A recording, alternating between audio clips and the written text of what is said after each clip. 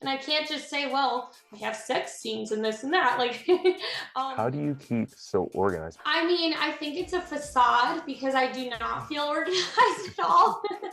This is a random guy talking to you right now about paranormal. Like maybe he just got out of the loony house. So make sure you do your research on the events as well because I was scammed before. Art is where you get ideas from all different things with and you include your own and then you mush them together and then you make a new thing of it.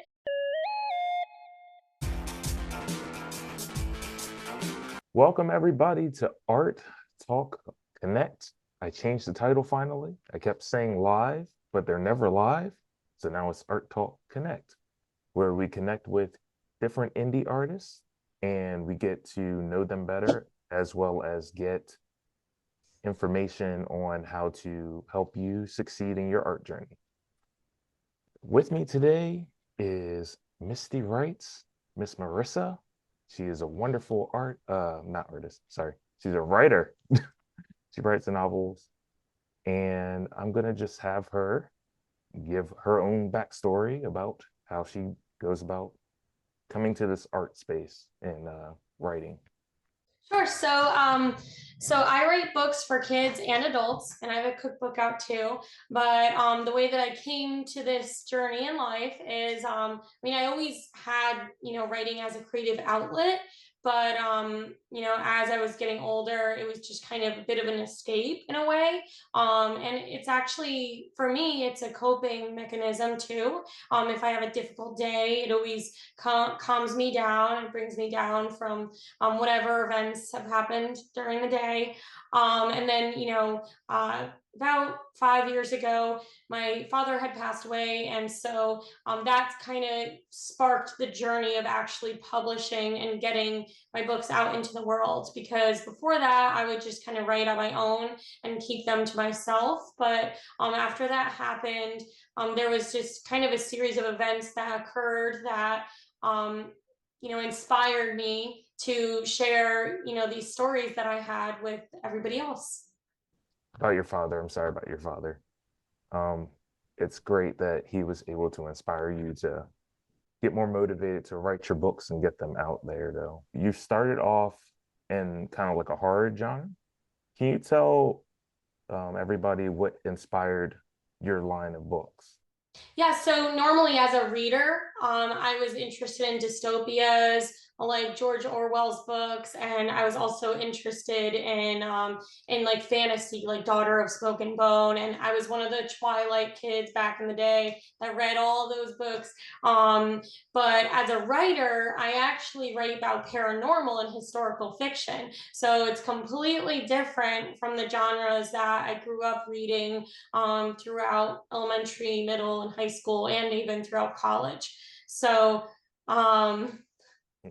oh, cool! I didn't know you could do that and show like the my Instagram. I hope it looks good, guys. But um, so anyway, when I was going to Milford, Connecticut, which is where I was born, I grew up in Woodbridge.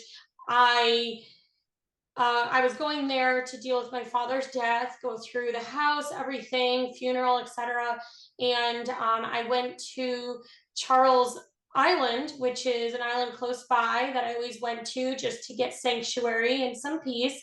And there was a photographer, which you'll notice in the video on the top right. Yep. I have a book called Presence, and that book Presence is based on the photographer that I met that when I was walking to Charles Island. So the photographer I met reminded me of Urkel because he was like 80 years old, cute as can be. His like pants came up so high, and he wore a camera around his neck. And so he, told me, "Oh, did you know that there's paranormal on the island?" And for me, I didn't know this guy. Um, and I was like, I need to get away from this crazy guy. Like, this is a random guy talking to you right now about paranormal. Like, maybe he just got out of the loony house.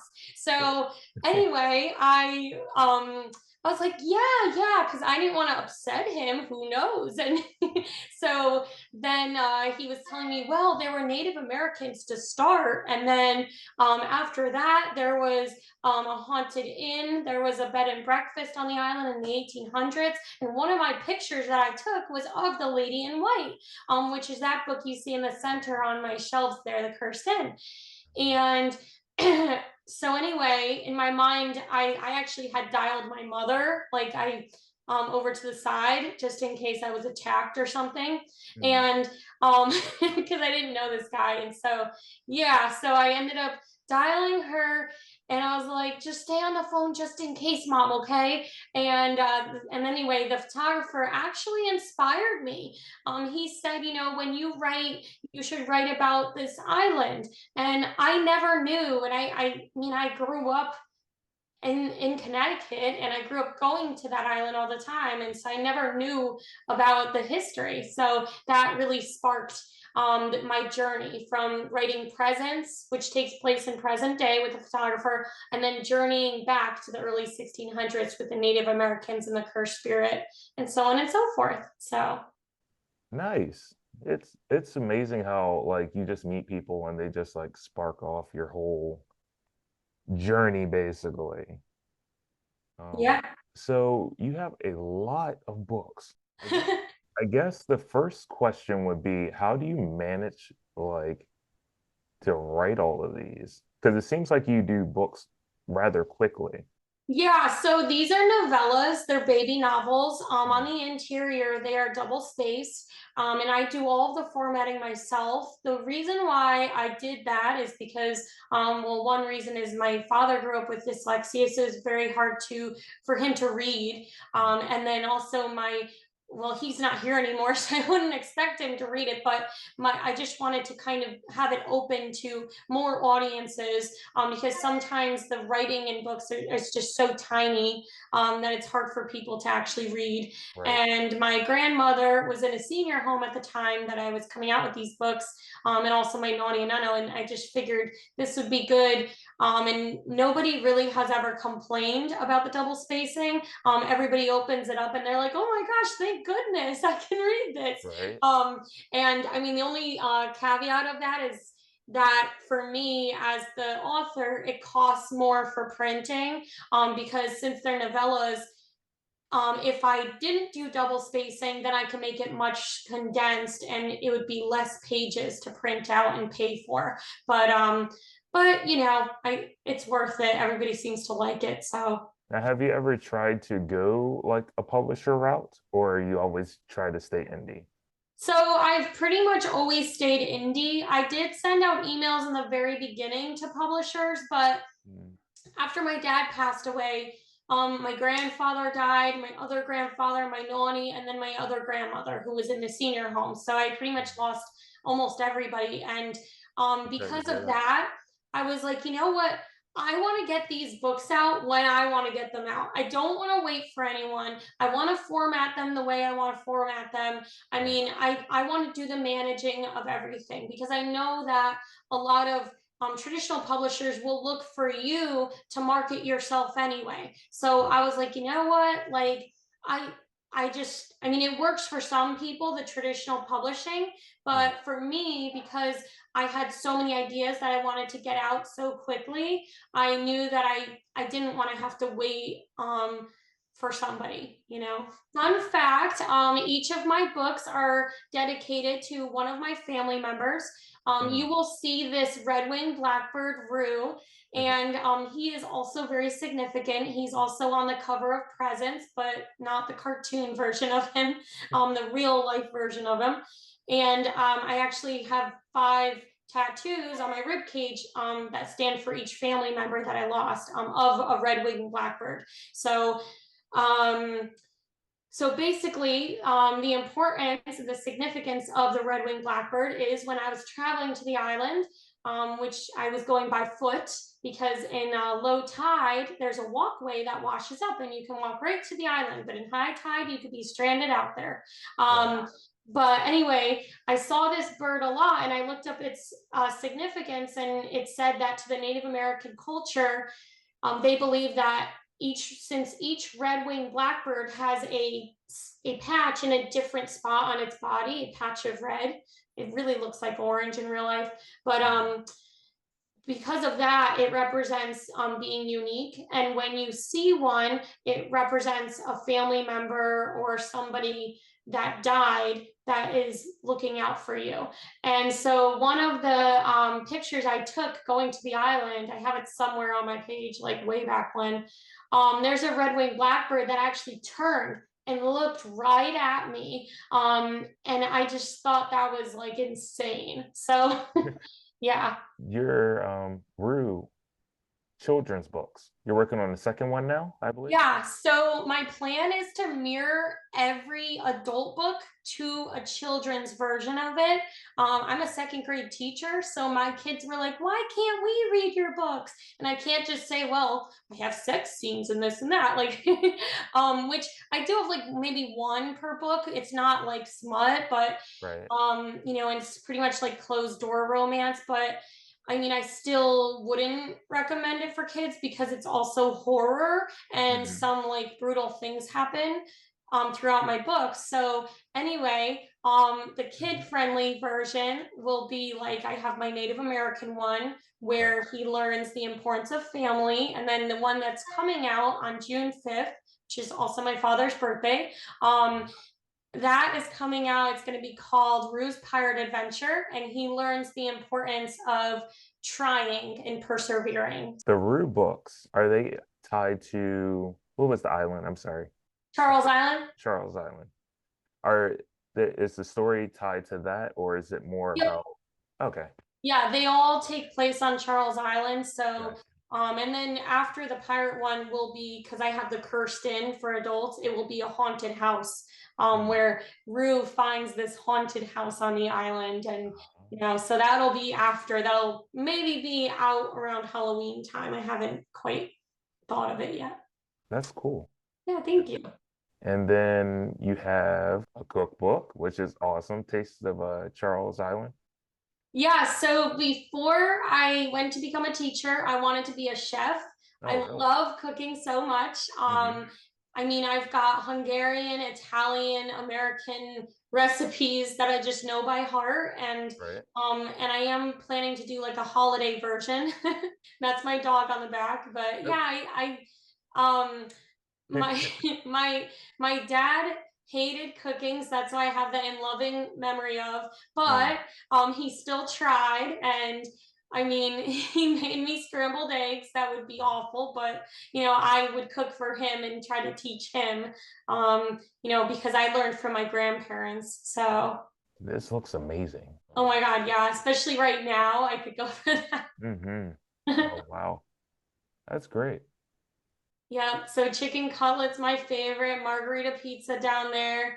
Broccoli casserole. We've got pepperoni bread, blueberry buckle, bacon chicken, which is so yummy. If you're trying to be on a diet, don't have that. But bacon chicken's so yummy. It's so worth Oh, it. wow. There's gnocchi and home fries on the screen, in case you're wondering. Mm. Would you do like private events or something, like catering? I thought about it in the past, but there's so many hoops to jump through. And because I've already like I've been teaching for like 10 years now. Right. So I already have kind of, been through education for a long time. That I just kind of have this as a side hustle. I mean, if you want to throw me something, when we run into each other at conventions, I wouldn't mind. Besides Kit Kats. Yes, besides Kit Kats. Sure. Back to Rue real quick. Do you actually draw it? So my mom and I team up. What you're looking at on the left side, that Mhm. black and white image, that's what she did. She did the black and white, so the drawing on the piece of paper. I Mhm. added the color in on Procreate. So I experimented. I was like, what do we need? Oh, maybe we need yellow, maybe we need orange, and you can see it's so cool to watch this because I just couldn't decide, and I finally got that final image. Well, that's good to work with your family too. Like, Yeah. that's awesome. I could never with my family. Oh, it's a struggle because like I've created like a document of like our plan, like, okay, mom, we're gonna get this done by this day. And then she's like, Right. okay. And then and then the date comes and it's like, it's not done. And I was like, come on, work at Panera Bread if you need some quiet. Like Exactly. Yeah. That's the thing. The reliability. And then it's like, you know, I have the vision and then they want to throw their vision into it. And it's like, no, follow my vision. Like, yes, yes, because my mother, like, she made the Rue's Pirate Adventure book. She like did a lot of the illustrations, and I was like, Mom, this doesn't even happen in the book. And she's like, well, make it happen. I was like, what? I already wrote this thing. You can't do that. So, but yeah. so that brings me to how do you keep so organized? Because knowing you, you have so many things going on. You got like schooling, you got book clubs, um, just a whole bunch of stuff. How do you keep everything so organized? I mean, I think it's a facade because I do not feel organized at all. um, I don't know. I mean, I have my planner, and for a while I was trying to make like Instagram posts at least 3 a week for Mm. each of. I had like a Rue page for children, and then I had my regular author Instagram page. But the main thing is to just choose one priority and stick with that, because Right. some of us could get lost in a lot of little side things and get sidetracked. Like, for example, I want to work on Medusa right now, because I have that coming out in July, which is another book but for adults. But my priority, because Rue is coming out sooner, is Rue. So that's why you've seen a lot of posts about that. So I think another really important thing, yeah, this one's my kids' account with my whole 90 followers there. But yeah, I think that prioritizing your time and also making it happen, Mm. it's really easy to just say, okay, I'm just gonna watch a Netflix show and then I'll work on it after. But like, you're not, like, you need to just get that done first and then reward yourself with the Netflix show, so that way you can make sure you come out with stuff. There's so many distractions in this world, and you just have to make sure that you don't let them win. I feel personally attacked because that's me with video games. I'm like, I'll just play for an hour and then I'll get back to drawing. Yep, yep. Yep. That's. I mean, I do the same thing, Mhm. and it is what it is. Like today, I instead of formatting, I have been cleaning my kitchen. So I'm avoiding right now, but Yeah. I will get to it. Hey everyone, thank you for watching the video. I appreciate it. And if you want to support the channel, go to frayofficial.com. I have games, comics, artwork, a lot of stuff over there. So have at it. But back to the video. So you say you use your planner to keep yourself organized. Is there anything else you use? Any other tools that help you stay focused? Um, so sometimes for writing and actual art, I'll put on music so I can get in the mood. So one of the things that I was listening to when I was illustrating and writing the pirate scene was yo ho, and also the sea shanty medley, Hmm. like on repeat. So if I end up in an insane asylum, you know why. But yeah, I was I was trying to get myself in the mindset of that. And then, I mean, other things, can just look for things that inspire you, even if it's going for a walk in nature. Even if it's your kids, your students, your family. Like, I read the Rue's Pirate Adventure to my students yesterday, and I wrote a whole list of suggestions, and they were like, in the part 2 of this book, you're gonna need a sea monster, and da da da da. And I was like, I'm not even thinking of a part 2. Like, come on, people. But yeah, I mean, it's good to get feedback, but it's also good to stick to your dream and to Right. make sure that you remember why you started all of this, because you can get really lost in the mix of, I got to make sure I post, I got to make sure I do Yeah. this. And you know what? Like, remember why you started, because if you're just doing it to get posts out and for people to look at it, which is important, to market yourself, but you're going to get burnt out. You have to, think of why you began this. How do you go about picking which project you're working on at a time? Because, like, for example, my friend Tanner, I'm working on his comic, number two Pencil Man. Shout out to Tanner's Tales Entertainment. I have to work on that, but then I have my own series in lock. And it's like you got one person pulling you this way, and then you got your own personal projects. So I know, like, probably with your kids, they're more like, when's the next Rue book coming out? Stuff like that. But it's like you have other books that you want to get out. How do you like kind of keep yourself on track with that? Yeah, so I want to work on Medusa right now so badly, because I have Mm. so many things in my mind that I want to happen. And I made the whole plot outline, which I never stick to. I always Right. change it somehow. But what I do is I think of my deadline. So I make a deadline in my calendar, like this weekend is the deadline for all the illustrations to be done, all of the formatting and the story. So I'm gonna have a fresh copy of Rue, and boom, that's it. And just publish it so that I can order copies in time for my release party, which is the first weekend of June. And so I prioritize it by deadline for myself. I also think of what my audience wants. Mhm. And what my family wants too. Because when I came out with the Spirit of Rue, I know that I intended on a pirate tale, but I didn't intend on it to be this quick. So, Right.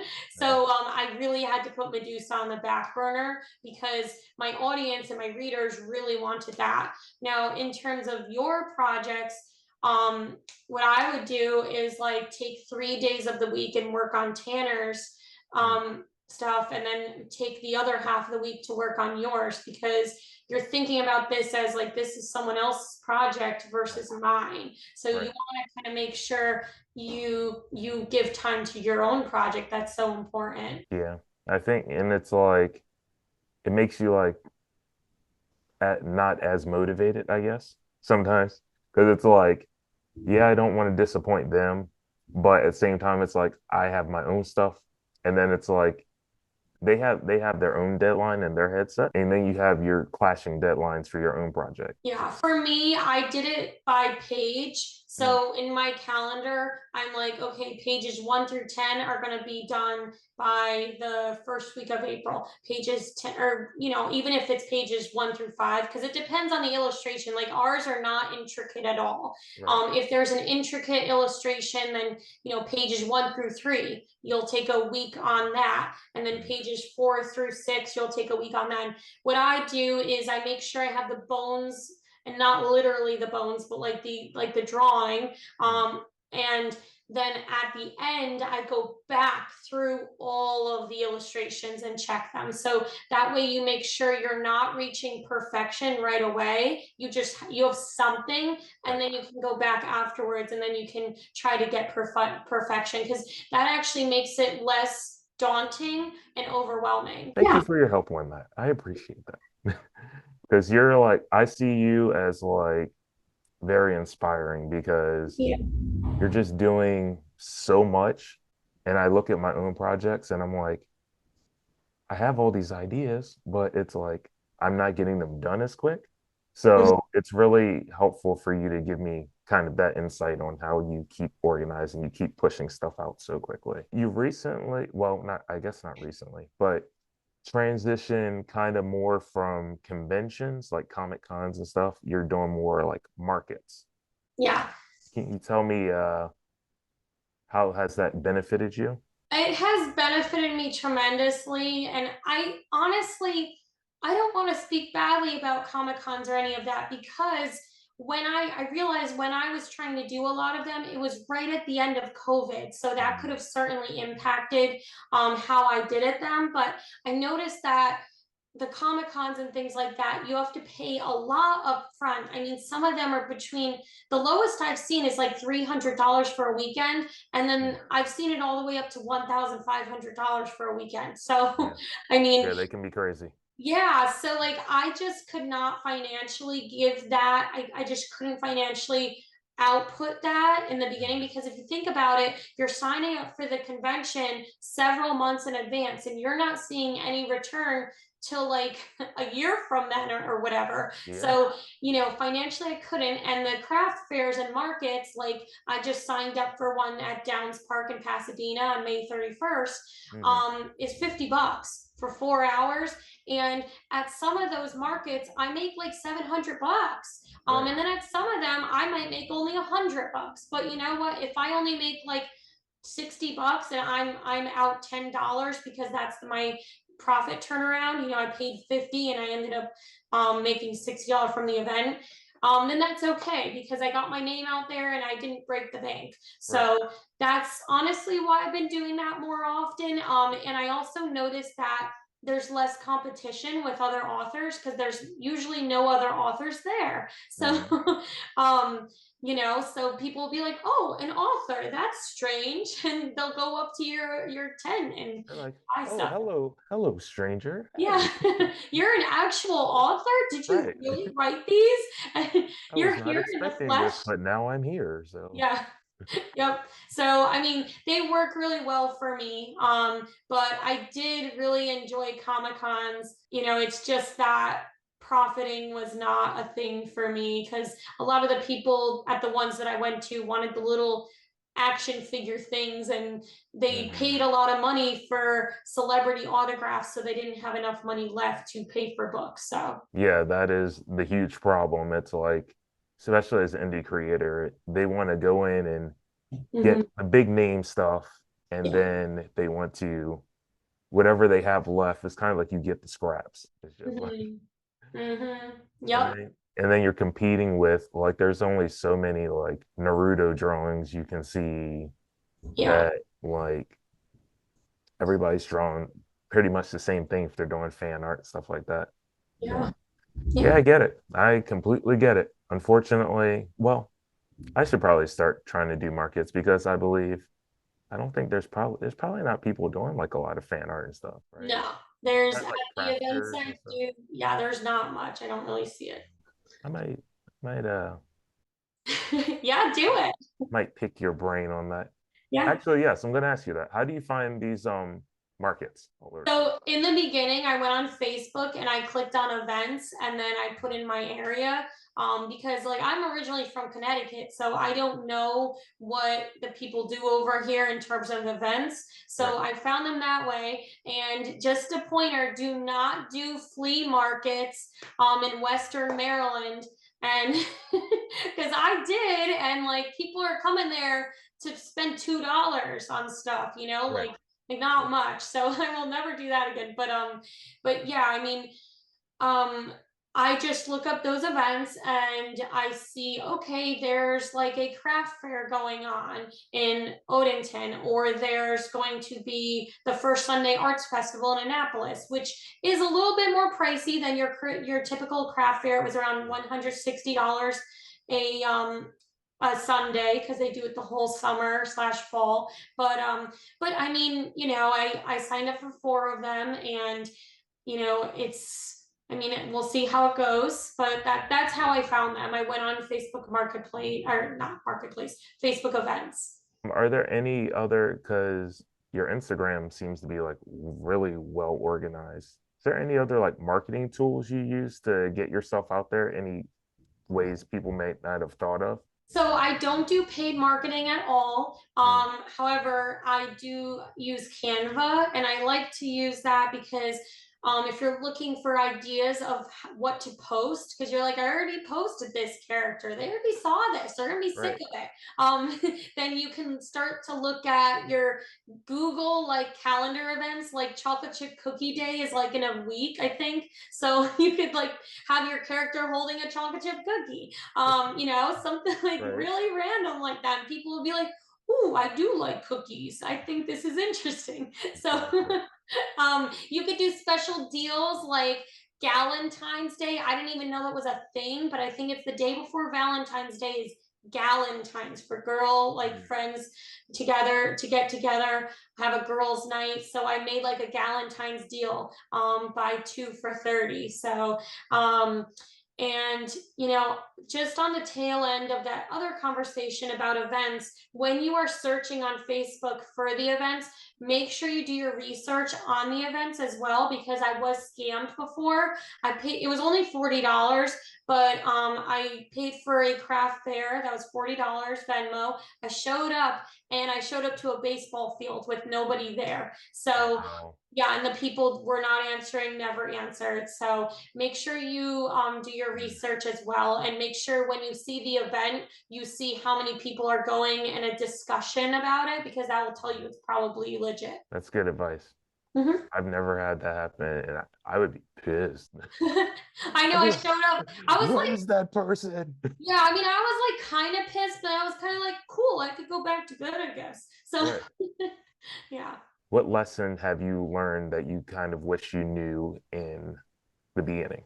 I wish that I knew that not everybody's going to be supportive of what I do, and that I have to be my biggest cheerleader, because I've definitely hit slumps in my reading and writing, um, because I felt like I wasn't good enough, and I have to remember that everybody started from somewhere, and sometimes if you look at other authors. Amazon pages with their books, you will see negative reviews. You will see negative reviews for anything. And honestly, people can, make anything negative, sadly, especially on the internet. Mhm. So, just being your own cheerleader, killing them with kindness. Like if they say, oh, that bird doesn't look like the red-winged blackbird, you say, okay, thank you so much Right. for your expertise, but this is a fictional book. But anyway, just make sure you're your own cheerleader. I wish that I knew that when I started this, because I wouldn't have hit so many slumps. That actually brings me to another question. Were there any ways where you did have like that blockage of not being able to write, whether it was just the emotion or you didn't have the ideas? Is there any ways that you kind of did something to pull yourself out of that? I did, because I had done a lot of those Comic Cons, and I was in heavy debt because of them, and I had no Mhm. return, and I was left with a lot of books in my basement.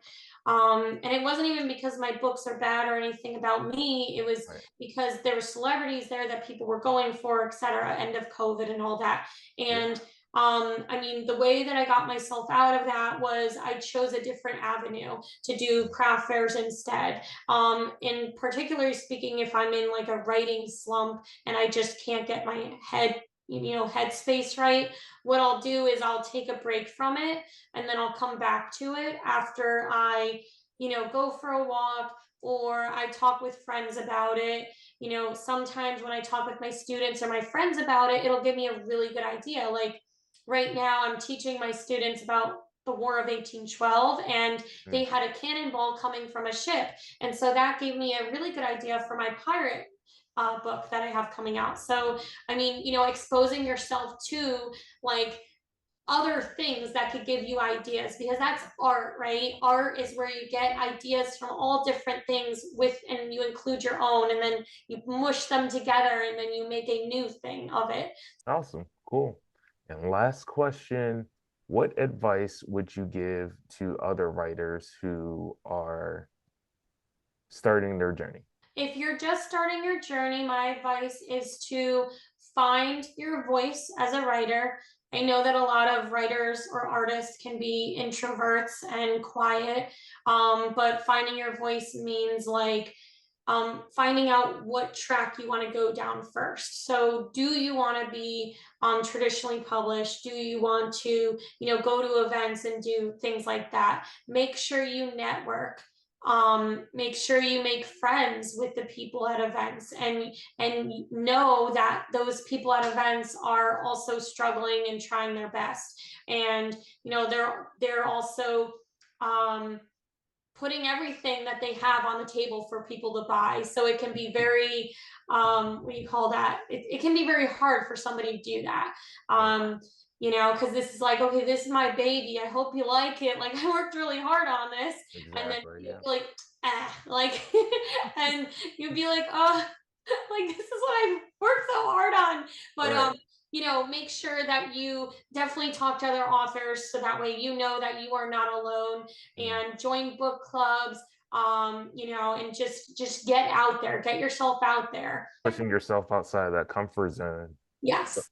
A lot of us creators, we just like to stay in our own world, and Yes. then we don't explore, and we Mhm. never get anywhere, and then we get frustrated because we're not getting anywhere. But it's like, in order to get somewhere, you have to put yourself out there. Thank you for being such a muse to me with just the volumes of work that you put out. Of course. Thank you for having me. Tell everybody where they can find you and your product. You can find me at www.mystywrites.com. That's mystywrites.com. And then all my socials and everything are on there. So yeah, I have an Instagram account. I've got two, actually three. I have a dog account that no one knows about for my dog, but yeah, won't tell you about that one. And yeah, you can just find me on my website. All my info is up there. Thank you so much for your time. Yeah, And thank you. all right, cool. Take care. Bye, you too.